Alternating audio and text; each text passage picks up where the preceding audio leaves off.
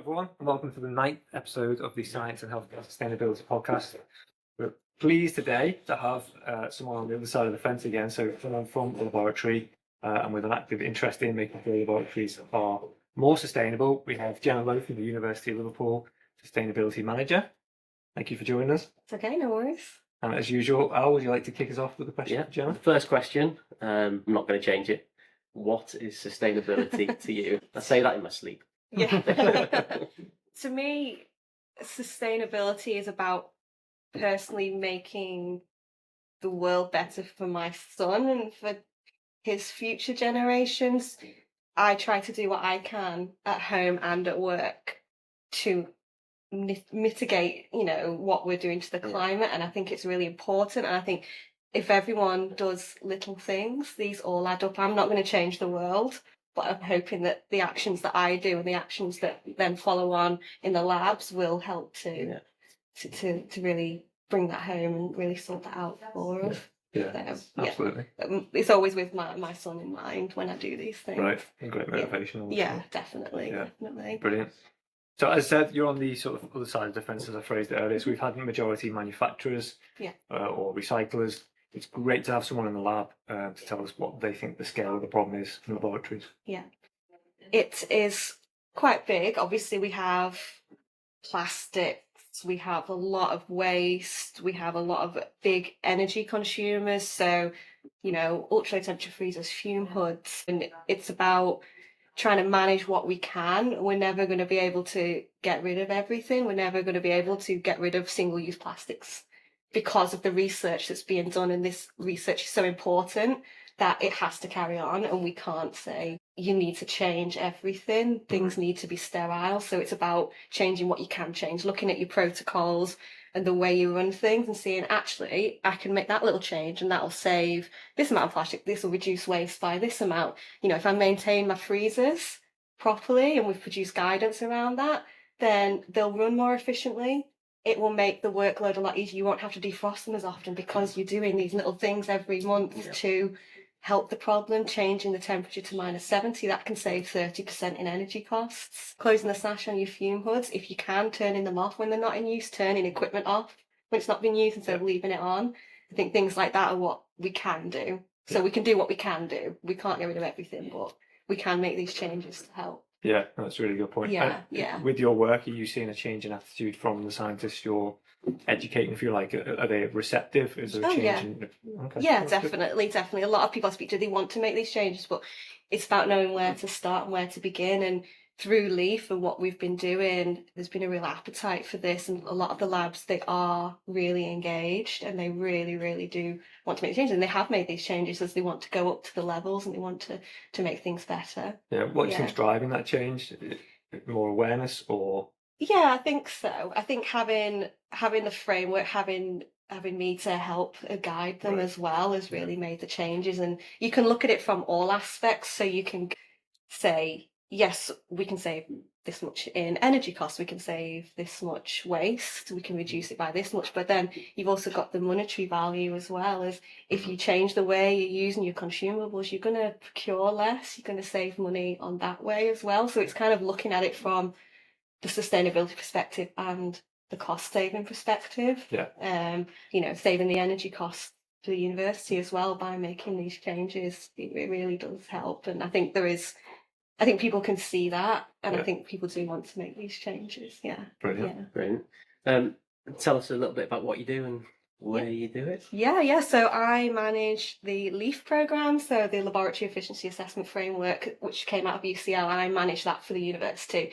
So that is my role, mostly on a day-to-day, is managing the framework, helping labs go to bronze, to silver, to gold if they want to, and just really driving that change. I produce guidance around how labs can save plastics, energy, water. We create freezer guidance. We're trying to really help the labs. So on the admin side, I'm helping the labs get their accreditation, looking at their application, going out and auditing all these labs. So I'm getting to see all the different labs we've got and the amazing work that's going on that I didn't know about. I come from a biology background. I worked in one of our biology labs, and then to see everything, so chemistry, engineering, physics, I had no idea what was going on, and has really been eye-opening, and I really enjoy that aspect of my job, is going out and talking to people, Brilliant. doing this research. So yeah, as well as leave any kind of lab sustainability questions, they always come to me, so it's answering those and doing a few other projects as well. Yeah, great. Yeah, which is It's amazing to see interesting. universities treating this sustainability so seriously, putting positions like yours in. Yeah. Is that Yeah. commonplace across most universities? Is there an equivalent of yourself in most unis? Yeah, in different aspects, different job titles. But yeah, I have spoken to a lot of people who are running leave within other universities across the UK. So I think there's definitely that driver to have this role, because we are a large organisation and we have over 150 labs on campus, which is a lot of work. To go out and to audit all these and to help all these labs. And I think it does need that dedicated person, because I've worked in the labs previously, albeit biology, I do know how the labs run. Yeah. And I think that's really helped within my role to kind of, get it out there. Yeah, you know what's possible and what's not possible. Yeah. And it's great speaking to people who do my role at other universities, because we all face the same issues and we all have, the same things going on. And it's been really good for me to hear that as well. Brilliant. So, It's been fantastic. Is the University of Liverpool the kind of early adopter? How long has your role been? Yeah, so we adopted in 2021. We piloted LEAF with the NTDC, which is the National Technicians Development Centre, and I think it was 4 other universities across the UK. So we did a year-long pilot, which is kind of how I got into it. So I was a technician in the lab at the time, and I signed my lab up for the pilot, and we got bronze within that year pilot. So we kind of started then. Right.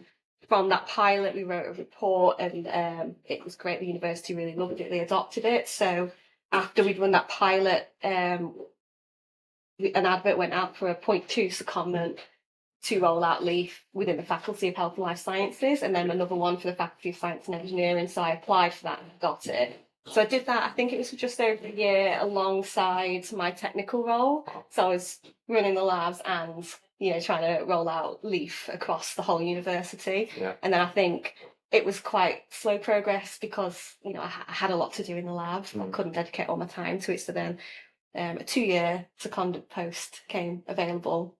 So I applied for that, and I got that, and I started in September 23. So we're just coming towards the end of the 2-year secondment now. Right. And to be able to dedicate my entire time to LEAF I assume that's going to continue.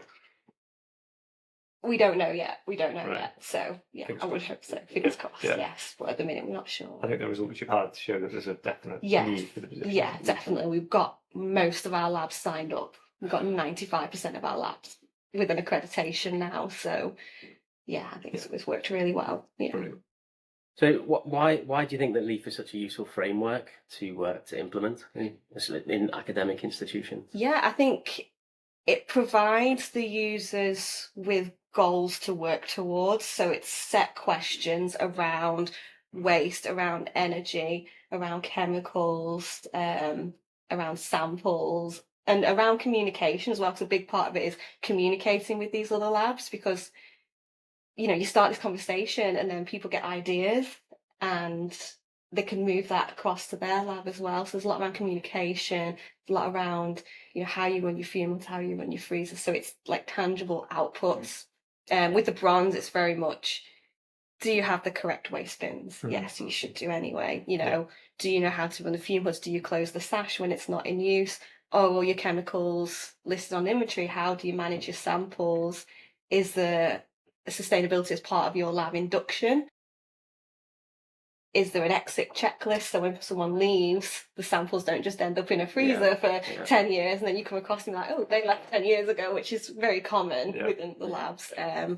So it's about getting those in place, and then you got to silver. It's like, how are you reducing your plastics? How are you, are you turning up the temperature of your freezer?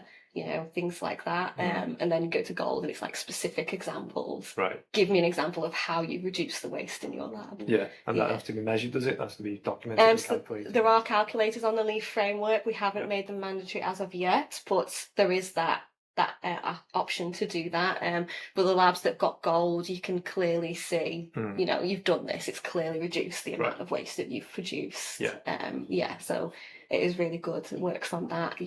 You know, you go into using recirculating chillers as well instead of single, you know, the cooling with the water and things like that. So do you collaborate a lot with your contemporaries in other universities, or is it more of a competition to see who can, who can get there? I say it more of a collaboration, because I'm always happy to offer my experiences with Liverpool to them, and they offer their experiences to me, and I think it works really well. Doesn't feel like there's that, we have to. We've got gold and you're still silver. Not telling you how we did it. I mean, within the university, within the labs, there's definitely that. Oh, our lab's gone and got silver, you know, and then the other labs are like, oh, you know, I need to go and do that now. So I think it's healthy competition within the labs, but it's really helpful. And a lot of labs, so they go and talk to other labs. How did you get silver? How did you get gold? What did you have to do? Oh, we can implement that in our lab, and then we can do that. So. Yeah, it's been really helpful. Brilliant. Yeah. We had Raj from My Green Lab on a previous episode and talking about their ACT labels and their ambassador programs. I think all these things that put a focus on sustainability and, like you said, some kind of competition or levels to it is really good, but they all have drawbacks. Is there any drawbacks to Leaf that you've come across that maybe they could improve? There's a few things. And I think, you know, they're very open to this. Is Leaf is quite geared towards a wet lab, so a biological lab, a chemistry lab. So we do make it work in our physics and engineering labs, because they do actually have a lot of the things, you know, they'll have a fridge or a freezer, and you know, they'll have a fume hood or an exhaust ventilation system or something that kind of tangible adds to that. They might not have samples, but they'll have a few chemicals, so they can look at how they're managing that. So we have made it work, but I think a more specific framework for those labs would, I think, help a lot, because these labs are really keen. We had engineering labs take part in our pilot, and they were really keen to carry on, and so as were the rest of the departments and things like that. So I think more tailored to different kinds of labs could be useful. But other than that, I think all the labs that have used it have said, yeah, we really like it. You know, it's been really good for us. It's made us think about how we're running our labs. Yeah, that's a good point. In our sort of day-to-day jobs, we've been working with the space agency about, you know, looking at their sustainability. And at first we were open with them and said, look, we're more geared towards life sciences. But actually, it's amazing when you dig deeper how much you can implement. I mean, everything's using energy, so that's quite an easy start. This gas is being used. So even these physics and chemistry labs, like I said, there'll be areas where they can definitely improve, and maybe if Leaf could expand towards that and sort of notify that and reward that, that would be great.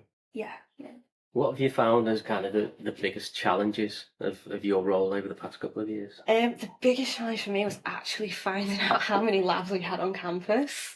Hidden away. Yeah, exactly. I went into this having no clue whatsoever.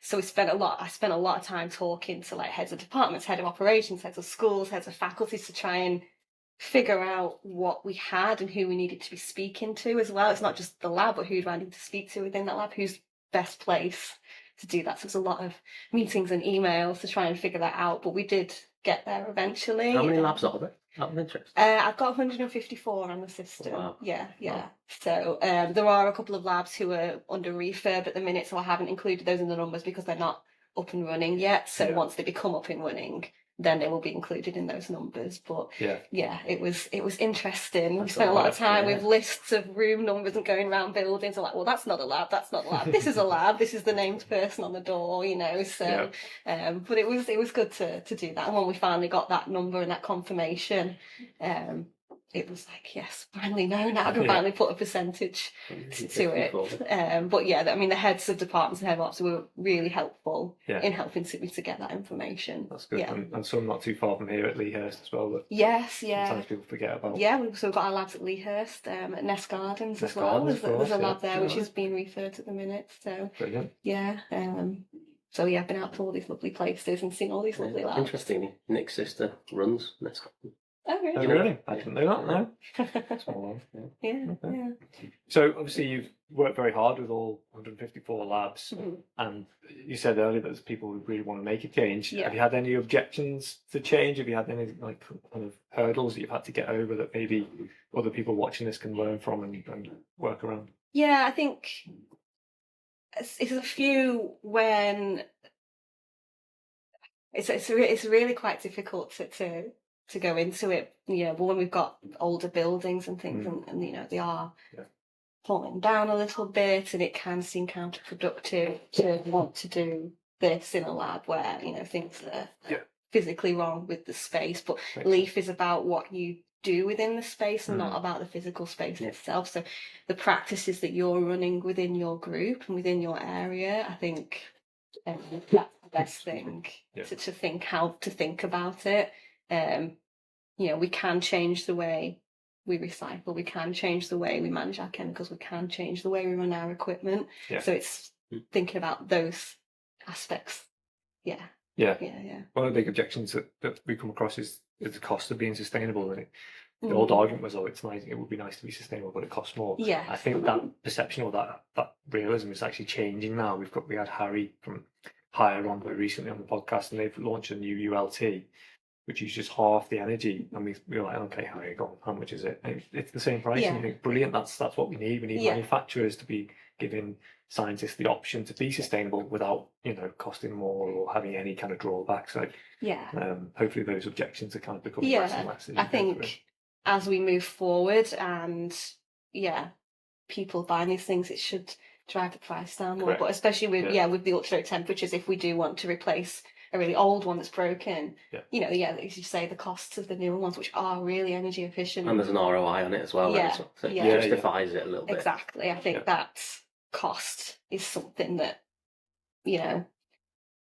it's not, if it's not much different. I don't know if there actually are any non-sustainable ULTs on the market anymore. I mean, I don't think, so I think that's the kind of thing. And, the bio bins, I can see we encourage labs to use those instead of plastic sweetie jars, because that saves a lot as well. And, price-wise, it's very comparable. So, there's no problem there. Brilliant. What do you think the most impactful change you've made has been? I think at the minute, the freezer guidance we did about managing your ultra low temperature freezers, because that is a requirement for silver. The labs have to do this maintenance checklist, so it's quarterly checks and monthly checks, quarterly checks, annual checks. And I think that has really changed the way when I go to do a silver audit, and I have to go around and I'm going to open your freezer now, and I just go and open it. And, everyone I've looked in, it's not iced up, the seals are well done. I can see people are racking as well. People are really sorting out their samples. And that's really going to help. And if there's empty space, I tell people to put a polystyrene box in there to just fill it up a little bit. And a lot of labs have been able to change up to -70 as well. There are a couple where we can't, just purely because of the samples that are in there, and that's absolutely fine. I don't want to, these are precious samples. I don't want to make it bad for them. But we have had a lot to go up, so you could probably measure, count how many you had at -80, count how many are now at -70, and you can see that change there, which is really interesting, because actually one of the things that Harry said when he was on the podcast was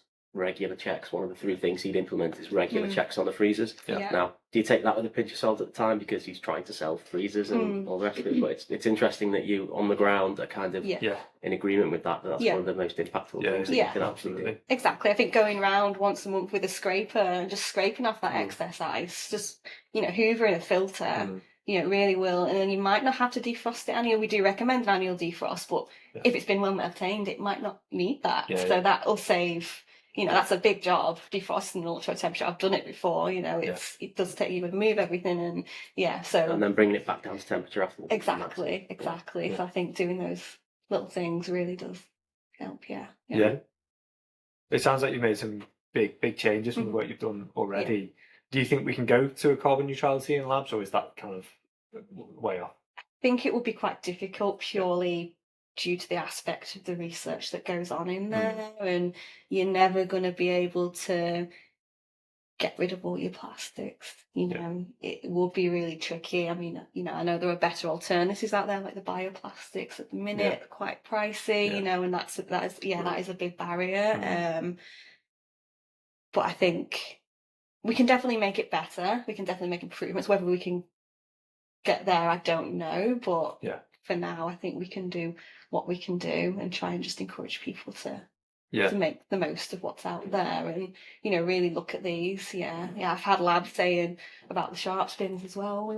Can we change our sharp spins? We want to look at something better than what is now. Yeah. So, you know, and there are options out there and the labs are willing to look at them. So, it is down to the individual labs to do this. All I can do is suggest, but it's down to the labs if they want to or if they can make these changes. Yeah, absolutely. It's all about marginal gains, isn't it? And improving all the Exactly. time. Exactly. It's only going to get more and more marginal, isn't it? Yeah. You do the big things first, obviously. Yeah. I think sustainability is definitely growing. You can see it with the companies that come out and speak to us. That, you know, they're really, we've got this product, you know, it's more sustainable, and they're really trying to drive that forward. And I think the changes there will influence the changes in the labs as well. Definitely. 100%. Yeah. And there is options out there. They're not perfect. They're not going to get to carbon neutrality, but things like recycling, it's going to step towards it. It's not the perfect solution. Yeah. And I think now it's probably 7 out of 10 calls that we get about recycling. People want to implement that because it's becoming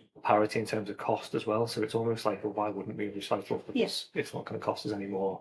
But it's never going to get us to carbon neutrality. No. It's actually a really convenient thing to do as well. With it being collected from site, you really don't have to. There's no effort really other than the trial. If anything, it's easier. Yeah, and those plastics are always going to be there, even if we reuse them. You know, we can only reuse them so many times. They're still then going to be there at the end to dispose of, although there'll be less because you're reusing what you can, and that's always what I suggest to labs. I always use the example when I was in the lab and I was doing projects and I had 200 on-order ELISA plates to do, and I used the same reservoir and the same stripette for the entire 200 odd plates, and it never made a difference to the results and the savings that I made from plastic and from the cost of buying these things, you know. In the end, obviously, then we had to get rid of those, but it was a lot less than what would have been done. So just thinking about things like that as well. And I think you're absolutely right in that the companies are learning as well. So Recycle Lab started just recycling and then selling their recycling to a plastic manufacturer. They're on the brink now of actually using that to make wraps for the lab. So that's full circle. So the companies are improving as well and are coming out with more options. So it's getting easier. So aside from looking after your freezers, what were the 2 things would you implement in every lab tomorrow? If you could? That is a tricky one. If I could, I think definitely I would encourage people to use the bioplastics and to use, you know, like the sharp spins, the cardboard sharp spins, and the bio bins, and you know that's definitely something that can be changed. Looking at using glassware instead of plasticware as well, like if you're making up a solution, do you really need to wait until weigh it? Can you just weigh it straight into the glass jar? If you don't need it to be sterile, why are we using a Universal or a Falcon when we can get small glass tubes that we can use instead? You know, if it doesn't need that sterility, or it does, you can autoclave. I know autoclaving has a higher energy usage and water usage, but you know there has been a paper done out there that shows that actually doing that is better for the environment than buying your single-use plastics. So you know that there's that as well. I was actually shocked at the cost of using an autoclave. £4.80. £4.80, they think. For one cycle in an autoclave. And that's why I always encourage labs to only run it when it's full. And everybody, a lot of labs have schedules. You know, we'll only run this when it's full, just you know because of the cost. And if you've only got a little bit, just get buy a little autoclave. Instead of putting on a big one for like... I do the same with my dishwasher. It's true, you do. It's not going on. It's not going on until I can't fit anything else. Yeah.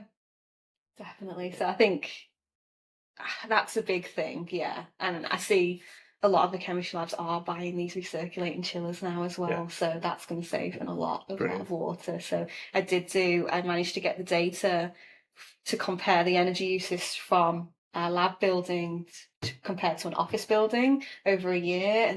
For electricity and water, the lab building was like used 10 times more than the office building. It was quite. I knew it was going to be higher, but when I actually saw the figure, I was like, wow, that's There's loads of surprising figures. The one that always surprises me is the ULT freezer using the same energy as a semi-detached house. I know. That's bonkers if you think about it. That's why we kind of did the project as well. The project was started by some of my colleagues, and then when I came into this role, I can I help in any way? You know, I'd really love to help. And just looking in one of our faculties in Health Life Sciences, we have 400 freezers alone.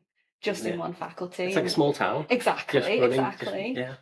So I think, we really wanted to look at that. I mean, Yeah. a lot of them were 25 plus years old. I know some of them have kicked the bucket now, unfortunately. But yeah, it was, when we looked at them, saw the data, it's like, wow, we really was. We were blown away by it. So Some big numbers. Yeah. Big electricity bills as well. Yeah.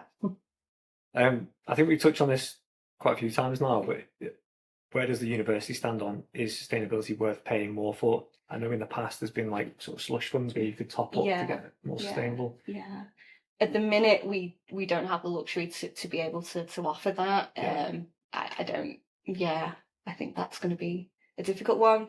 Maybe further down the line, I couldn't say. Yeah. I really don't know on that one. Yeah. As you said, I hope that isn't the case every time now. The manufacturers are listening and they're producing products like Hire where it's the same price, so you don't have to have that slush fund anymore, I hope.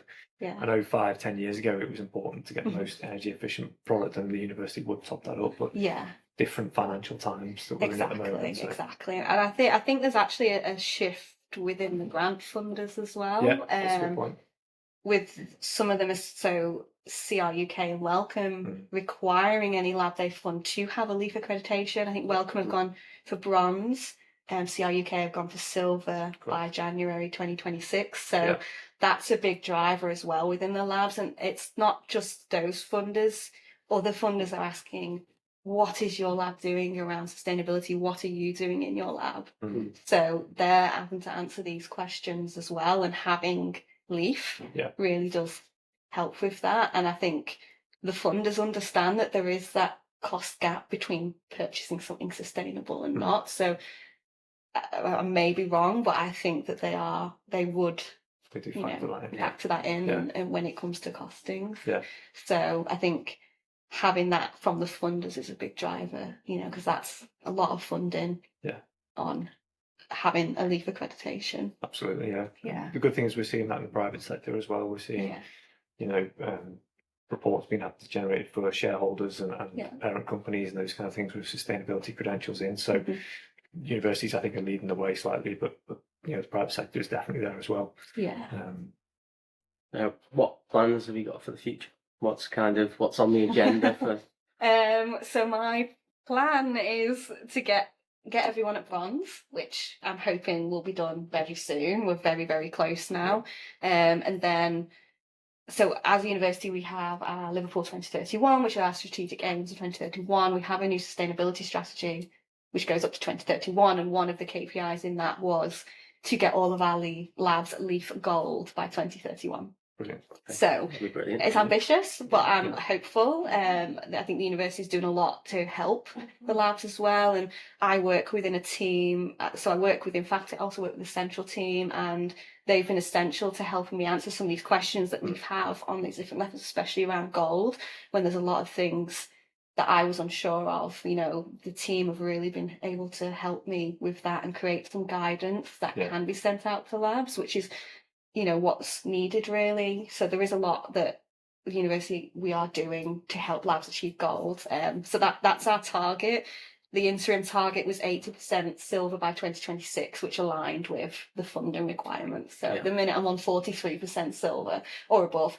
So and I see now a lot of labs, when they come to renewing, they are going for silver. Brilliant. They are wanting to do that. So it's been really encouraging to see that them doing that. And I've had labs come and ask me, can you just come and talk through the silver with me? Can you just come and talk through the gold with me as well?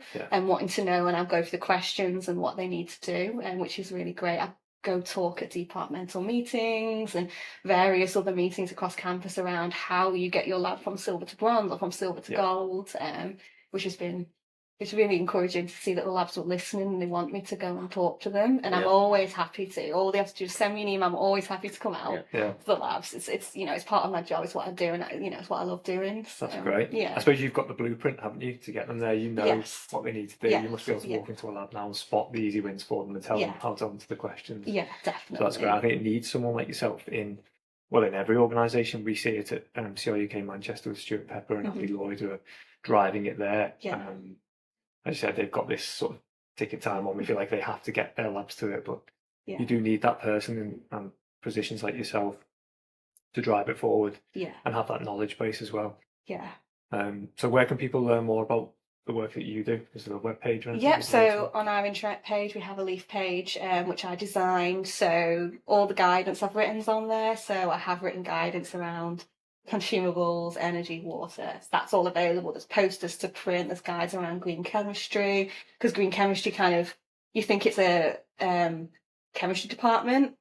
Actually, biology labs can incorporate some of these rules as well. So there's kind of a little document around what's for biology labs, what can be incorporated. But yeah, there's up-to-date stats on where we are, what labs have got what level. So if anyone wanted to go on and see how their competitor lab was doing, they can have a look at that. There's everything. There's like some information on how energy intensive labs are, how water intensive they are, and things like that. So all on our intranet pages. And I think everyone probably knows me, knows my name, knows my email address by now. So yeah. Brilliant.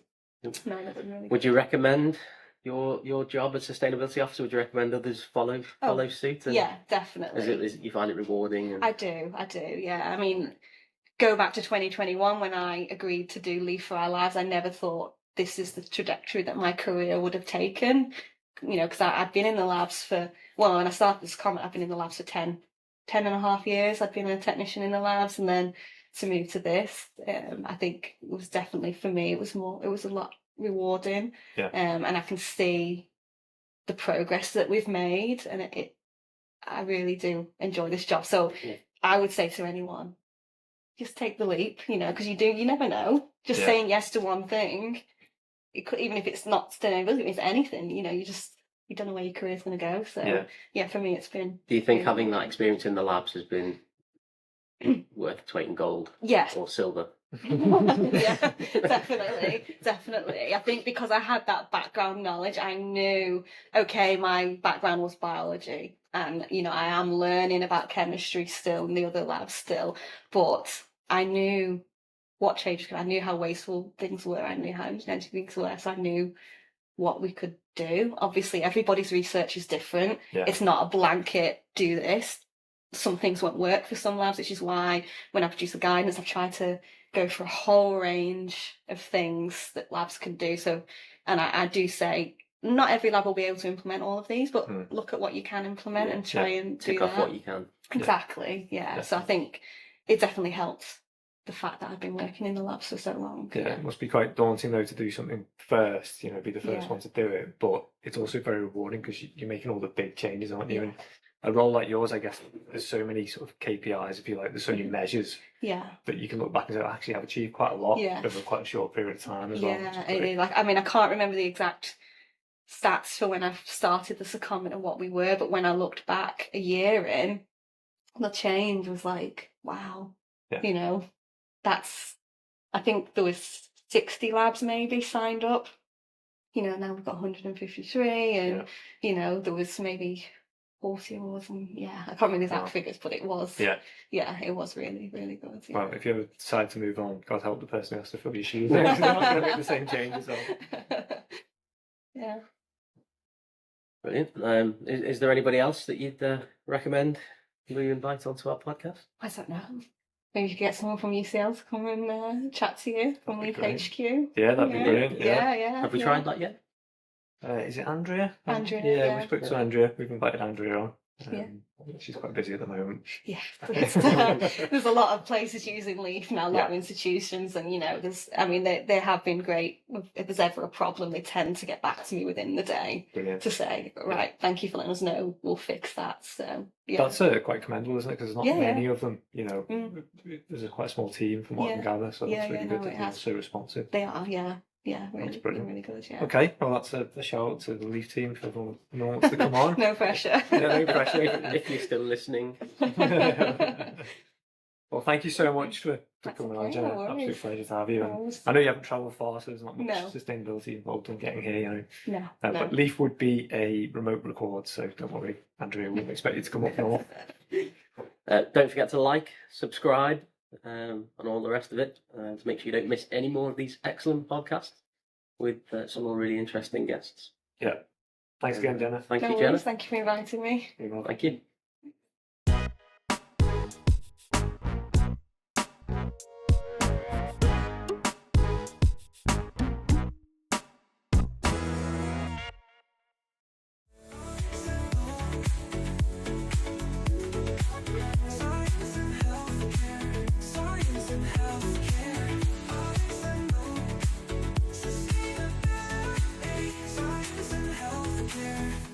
science and healthcare.